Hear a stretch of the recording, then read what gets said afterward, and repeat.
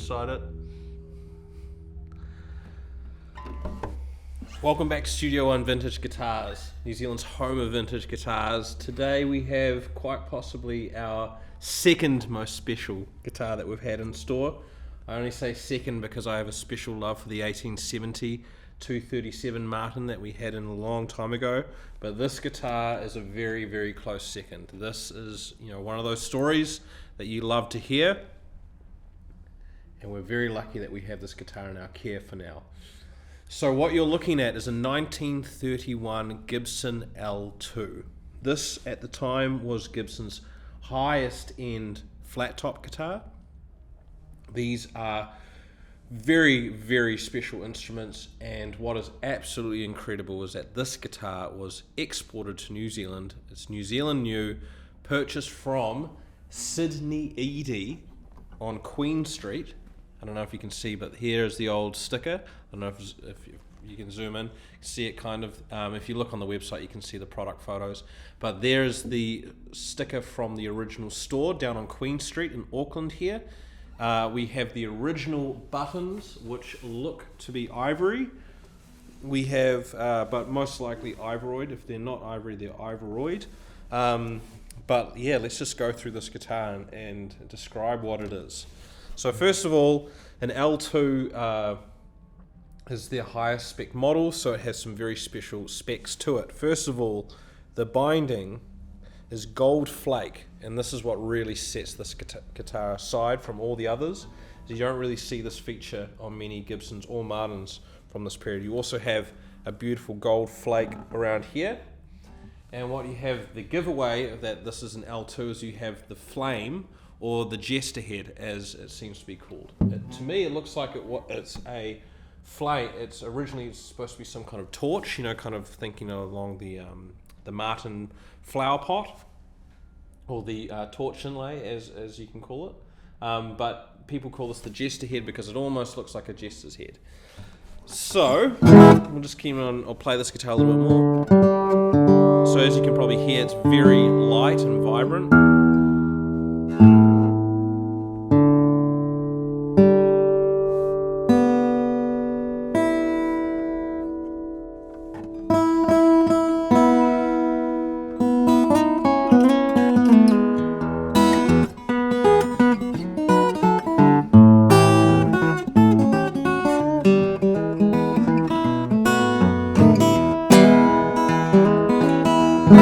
So as I said, this guitar is very lightly built. This was the lightest built of the guitars that Gibson offered at the time, and because of that, these guitars don't always last. And if you look at Mark Stuttman up in Canada, he's done a great video on this, this model. Notoriously hard to work on. At the time, Gibson did not make these to have neck resets and have a significant work like that done. And Mark Stuttman, I would say, is the expert, or one of the experts to talk to about having these instruments restored and having neck resets. The other thing I need to say is we have the gold flake binding, but we also have the colour. Now, if you've been following us and you've been following David Benavides, our builder of these very fine New Zealand built handmade guitars, he has been making the Argentine Grey colour available on some of his models. This is the original Argentine Grey.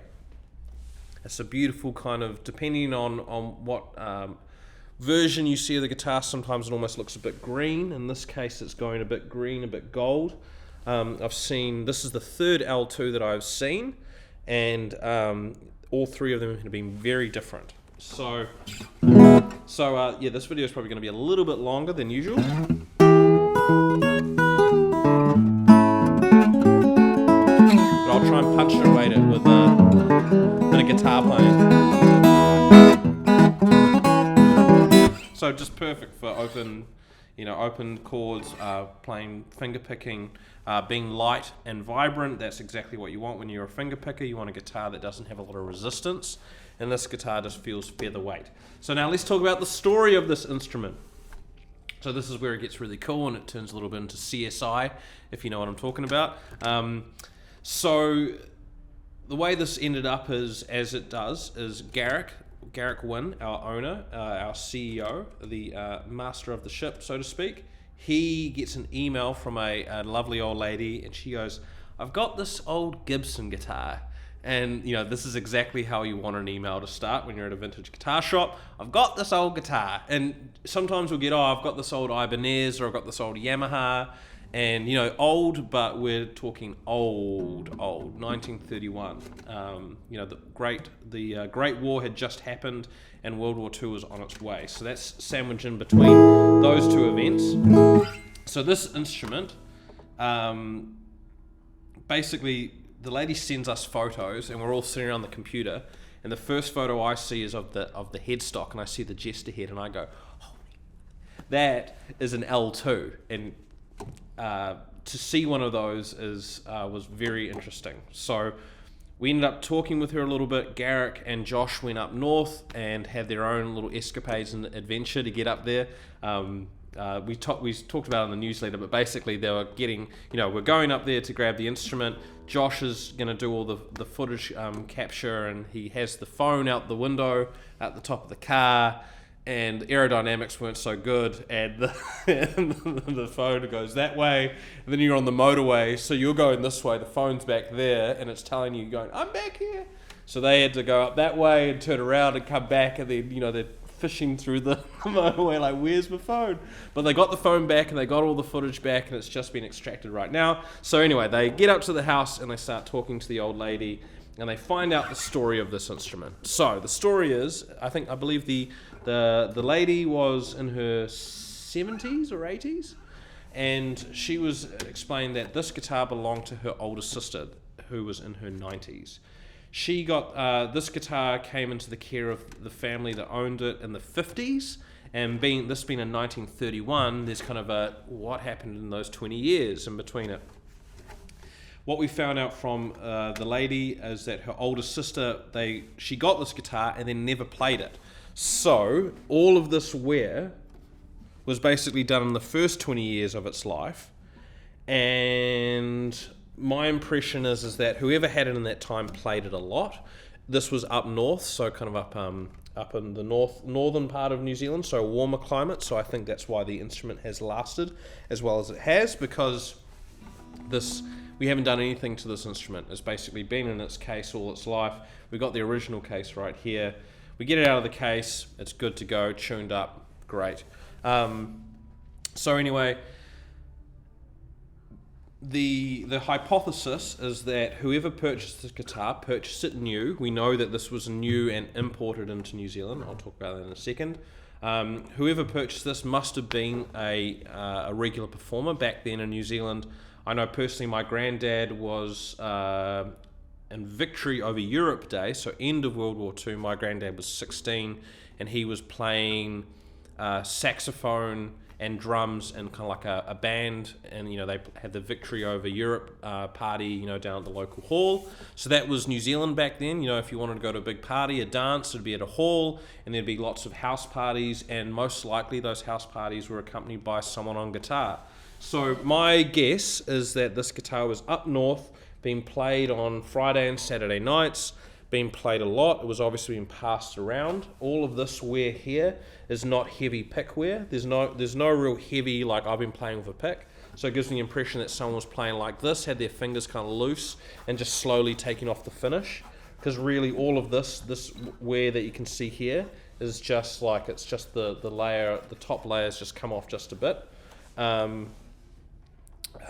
So yeah, the theory is that a working musician or a well-known entertainer owned this instrument, and they sold it sometimes in the 50s. And the running theory is that musician maybe traded this, sold this to get an electric guitar. If they were a performing musician, electric guitars became very popular at the start of the 50s, and something like this being very good would have been a good sell back, and they would have got themselves probably a Fender of some kind, or some kind of knockoff. So, talking about this instrument being a New Zealand new, so this has right here in the middle, we have Made in USA by Gibson Inc., Kalamazoo, Michigan. So this is a Kalamazoo guitar.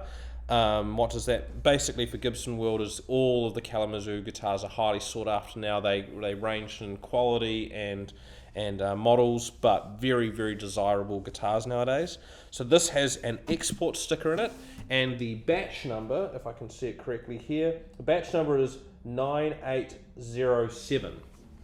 So this is where the story gets cooler. Is the first L2 that I played years ago, and it belonged to my great dear friend Mr. Graham McGregor. Now, if you're in Auckland area and you go out to the music pubs and all that kind of stuff, you've probably seen Graham McGregor playing. Graham is in his 80s. Graham and I played together solidly for about 3-4 years. He's a dear friend of mine. If you know about the Gold Guitars, he and I would always go to the Gold Guitars. He and I have played all over the upper North Island, and he's a dear friend. And when we started hanging out, you go over to his house, he starts bringing out the old guitars. He brings out this old guitar. Now, this time I really wasn't into vintage instruments or anything. I was just, they're all guitars and some sound better than others. And so he brings out this very dark coloured guitar. It has the Jester head on it, and it's his L2. And it didn't really click with me until last year, after playing that guitar for probably 4 or 5 years on and off, that was an L2 and what it was and how special it was. Because to me it was just a great sounding Gibson guitar, probably and really the first serious vintage guitar I played. The story is with his instrument is that it was purchased from the same store, has the same batch number, and has the same sticker. So this guitar and Graham's L2 came over to New Zealand together. Initially there was kind of talk of when Graham and I talked about his L2, he had purchased off an old lady, and she didn't say too much about it, and the theory at the time was that she had got it from an American serviceman that was visiting the country back in the 40s. Quickly, just very brief history, but American Navy ships and American soldiers, American engineers were all based down here in New Zealand. The war in the Pacific, very close by, so can they get up there and get into it if they need to. So there are a lot of Americans here. I remember my granddad would always talk about how the Americans would show up and the New Zealanders weren't always so happy about it because the Americans showed up with great uniforms, they were well dressed, they were very polite. They basically showed up and took all the Kiwi girls off the Kiwi guys. So at the time there wasn't a lot of love, there was a bit of a dislove for the American soldiers. So the thought was that this had come over with some kind of officer, or Graham's L2 had come over with an officer, being a very high-end instrument. What we have found out since then is that it seems the original owner of Graham's L2 had a relationship with an American doctor, most likely brought over here with the war effort. They had a relationship. He had purchased the L2 here from the same shop as this one, and he had left it with her on the way home, probably because he can't take it home on a boat. So very interesting is that we could possibly the only 2 L2s from 1931 that were ordered at the same time. So absolutely incredible. And I know, talking with Garrick and talking with the current owner of Graham's L2, that Joe Spann, if you know that name, has been inquiring about Graham's one. Why has Joe Spann been inquiring? My guess is that Graham's one is actually very dark. The reason I didn't put 2 and 2 together originally with Graham's one compared to this one, or the other one that I played, is that this one and the other one are very different colours, and Graham's one has the gold, but it's almost very much black. So the theory is that this one has been in its case most of its life, and the colour hasn't faded or changed because of sunlight. Graham's one spent a lot of time out in the sun being played, and is a very, very different colour. But the other theory is that it's a different colour because they tried something different with it, and they put it on the boat and sent it far away when it didn't quite work out. But that's all just me just kind of guessing, going with kind of picking here and there. I'll just say the third L2 that I've played belongs to George Gruen's stepson, Eric Newell, the CEO and kind of runner of the Gruen guitars. Eric's favorite guitar is an L2 that he had on the wall, and when I spent time at Gruen Guitars, I'd go in every day and take the L2 off the wall and play it a little bit. So let's just talk about quickly this guitar being built very light. I've said that it doesn't always last that well. The incredible thing is that we believe all of this is original. So at first there was a bit of humming and hawing, is the fretboard original, because it is in very good condition and doesn't quite line up with the amount of playing you'd see over here. Normally you'd see a very well, I should also say is that the back of the neck has been well played down here in the money making section. So you can say that whoever had this instrument played it a lot, and you would generally see big divots in the fretboard if they had really been played a lot. Maybe this instrument was in the hands of the guy for 20 years and that wasn't enough time to wear the fretboard down. What we've figured out now is that the fretboard is very likely to be original. And Graham, the owner of the original L-2, his theory was that the fretboard has been flipped, and that's a whole other kettle of fish, because who did the work? Because it looks like it's had a neck reset in its time as well. So the question is, who did all that? We know how difficult it is. The theory is that it was Frank Zitwitt's son. I can't remember Frank's son, but basically the great luthier of Auckland, or the Upper North Island, was a man by the name of Zitwitz. It was Frank, I believe, Frank or Fred was the grandfather, and then the next one was the guy that did all this, and then there was another one, and then that kind of the legacy finished there. But yeah, gosh, it's such an exciting instrument. It goes without saying it's a wicked guitar to play. And I should also say that in my top 10 guitars of all time, the L2 is definitely on that list. Very lightweight, so it's just a joy to play. These guitars were kind of superseded or passed over. The next guitar that came along was the Nick Lucas, which was a deeper body and a very nice guitar itself. So the L2 was only around for 3-4 years. I think they started in 29. But anyway, yes, so this is a New Zealand treasure.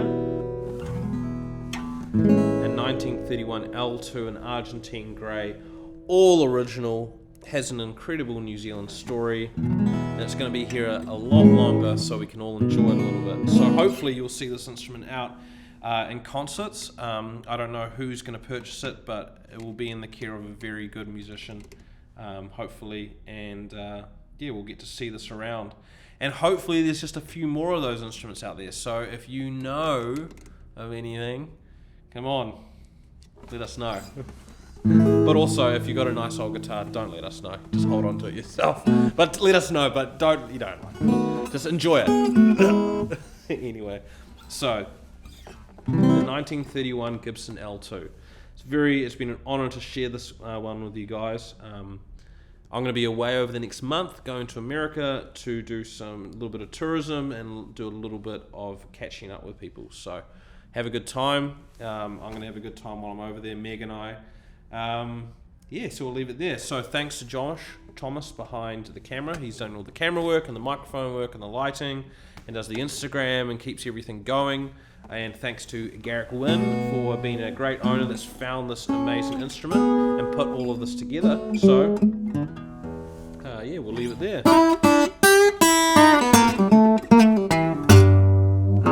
Like, subscribe, and share. Cheers, guys. See you next time.